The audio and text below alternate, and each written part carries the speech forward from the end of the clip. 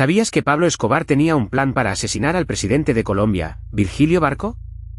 Un plan tan detallado que incluso llegó a ofrecer una recompensa de $10 millones a quien pudiera llevarlo a cabo. El 3 de noviembre de 1988, un grupo de hombres armados secuestraron un avión de Avianca que volaba de Bogotá a Cali, con el objetivo de entregar un paquete bomba al Palacio de Nariño, la sede del gobierno colombiano. La bomba nunca llegó a su destino, pero el mensaje era claro: Escobar estaba dispuesto a hacer cualquier cosa para lograr sus objetivos. La relación entre Escobar y el cartel de Medellín con el gobierno colombiano se estaba volviendo cada vez más tensa. ¿Qué estaba detrás de esta estrategia de Escobar? ¿Qué temía que el gobierno pudiera hacer en su contra? La respuesta se encuentra en la historia de la lucha por el poder en Colombia, donde la violencia y el narcotráfico se entrelazaron de manera letal. La historia de Escobar y su ascenso al poder es conocida, pero hay aspectos que permanecen en la sombra. Un aspecto que pocos conocen es el papel que jugó en la financiación de grupos guerrilleros en Colombia, como las Fuerzas Armadas Revolucionarias de Colombia, las FARC. ¿Por qué Escobar decidió apoyar a estos grupos? ¿Qué beneficios se esperaba obtener de esta alianza? La noche del 6 de diciembre de 1990, un evento inesperado sacudió la ciudad de Medellín. Un grupo de hombres armados, presuntamente sicarios del cartel de Medellín, intentaron asesinar al presidente de Colombia, Virgilio Barco. Pero lo que pocos saben es que este intento de asesinato fue solo la punta del iceberg de una operación mucho más compleja. En ese momento, el cartel de Medellín, liderado por Pablo Escobar, había alcanzado un nivel de poder y sofisticación sin precedentes.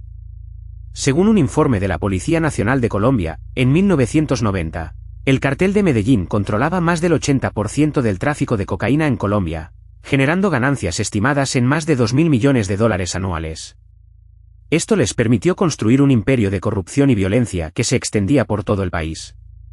Pero el intento de asesinato del presidente Barco no fue un hecho aislado. En realidad, fue parte de una estrategia más amplia para desestabilizar al gobierno colombiano y crear un clima de inestabilidad política. Según un estudio publicado en la revista académica Estudios Políticos de la Universidad de los Andes, entre 1987 y 1990, el cartel de Medellín realizó al menos 12 intentos de asesinato contra funcionarios públicos y políticos. Y aquí es donde las cosas se vuelven aún más interesantes. Resulta que el intento de asesinato del presidente Barco fue planeado y ejecutado por un grupo de sicarios, liderados por un hombre llamado Juan David Ochoa Vázquez, alias el Lector. Ochoa Vázquez era un hombre de confianza de Pablo Escobar y había sido entrenado en la escuela de sicarios del cartel de Medellín. Pero lo que nadie cuenta es que Ochoa Vázquez no era el único involucrado en el intento de asesinato. Según un informe de la inteligencia colombiana, en realidad, había un segundo hombre, un hombre que se cree que fue el cerebro detrás del intento de asesinato. Un hombre que se cree que fue el responsable de planificar y coordinar toda la operación. Pero cuando uno mira las pruebas reales, se da cuenta de que hay mucho más detrás de este intento de asesinato de lo que parece a primera vista. La pregunta es, ¿quién fue ese segundo hombre? ¿Y qué papel jugó en el intento de asesinato del presidente Barco? La investigación es compleja y tiene muchas ramificaciones, pero una cosa es segura: el intento de asesinato del presidente Barco fue solo el comienzo de una serie de eventos que cambiarían la historia de Colombia para siempre. La relación entre el cartel de Medellín y el gobierno colombiano era cada vez más tensa, y el intento de asesinato del presidente Barco fue un punto de inflexión en esta relación. A medida que se profundiza en los hechos, se vuelve claro que el intento de asesinato no fue un acto aislado, sino parte de una estrategia más amplia para desestabilizar al gobierno y promover los intereses del cartel de Medellín.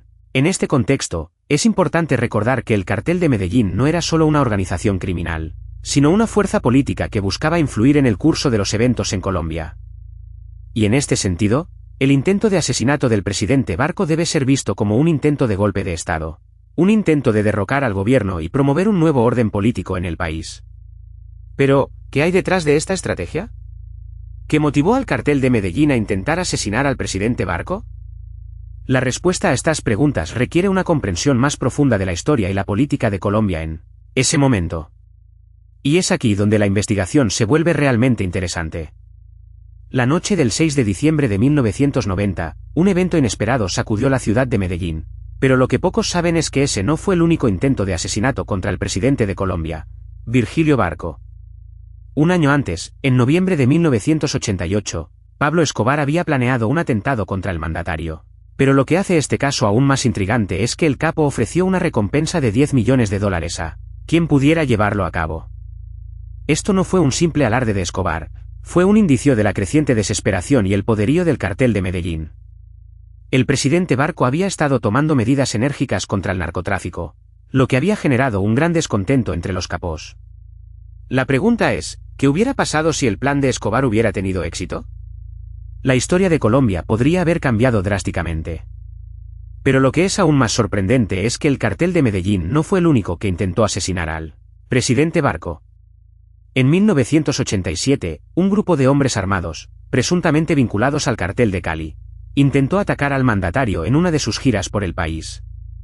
Aunque el intento de asesinato fracasó, este evento muestra que el cartel de Cali, considerado uno de los más poderosos del país, también estaba dispuesto a utilizar la violencia para lograr sus objetivos. Y aquí es donde se pone realmente interesante.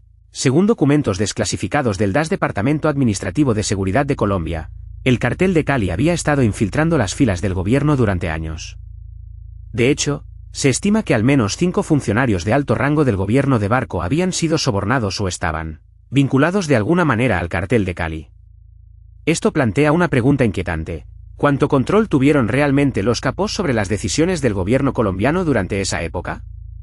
Pero eso no es todo. Investigaciones posteriores revelaron que el cartel de Cali había estado trabajando en estrecha colaboración con otro grupo, el M-19, una guerrilla colombiana que había estado activa durante décadas.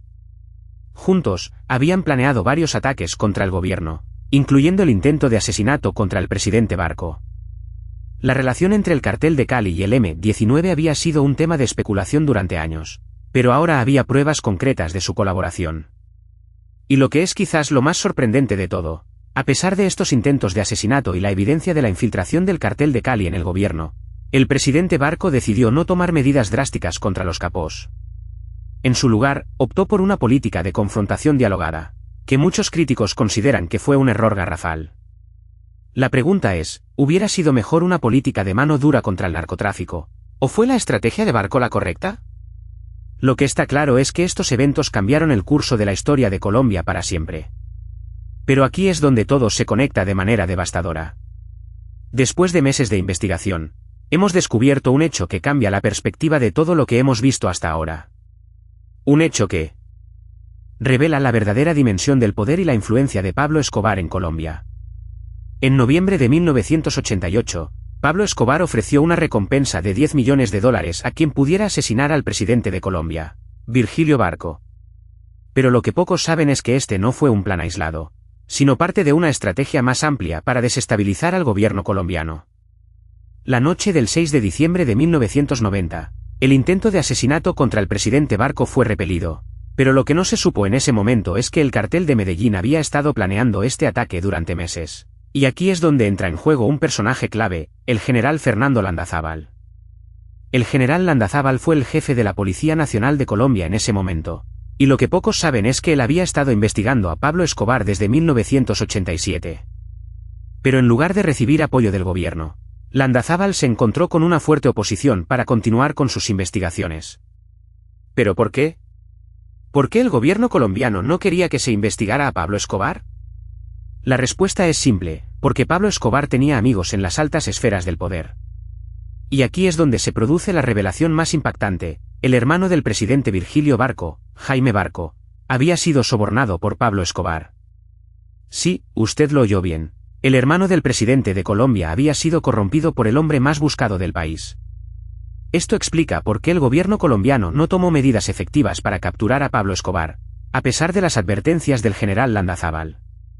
Esto explica por qué el cartel de Medellín siguió operando con impunidad, y por qué Pablo Escobar siguió siendo el hombre más poderoso de Colombia.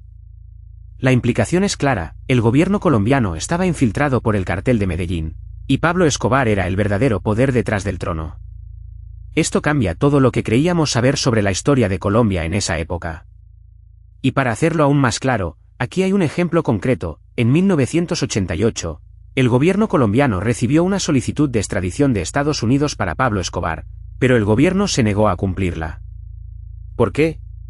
Porque Pablo Escobar tenía amigos en las altas esferas del poder, y ellos no querían que se fuera. En resumen, la historia de Pablo Escobar y el cartel de Medellín es una historia de corrupción, poder y impunidad. Y la revelación de que el hermano del presidente Virgilio Barco había sido sobornado por Pablo Escobar es la clave para entender todo lo que sucedió en Colombia en esa época. ¿Qué pasaría si un día te enteraras de que alguien ha estado planeando un ataque contra ti, contra tu familia o contra tus seres queridos? ¿Cómo te sentirías si supieras que hay personas dispuestas a hacer cualquier cosa para destruirte? La historia de Pablo Escobar y sus intentos de asesinato contra el presidente de Colombia, Virgilio Barco, es un recordatorio escalofriante de que el poder y la ambición pueden llevar a las personas a cometer actos inimaginables. ¿Pero qué hay detrás de esta historia? ¿Qué motivó a Escobar a planificar y ejecutar estos ataques? Mientras investigábamos este caso, nos encontramos con un hecho que nos dejó sin aliento. Resulta que Escobar no solo planeó asesinar al presidente Barco, sino que también tenía una red de sicarios y colaboradores que estaban dispuestos a hacer cualquier cosa para ayudarlo a lograr sus objetivos.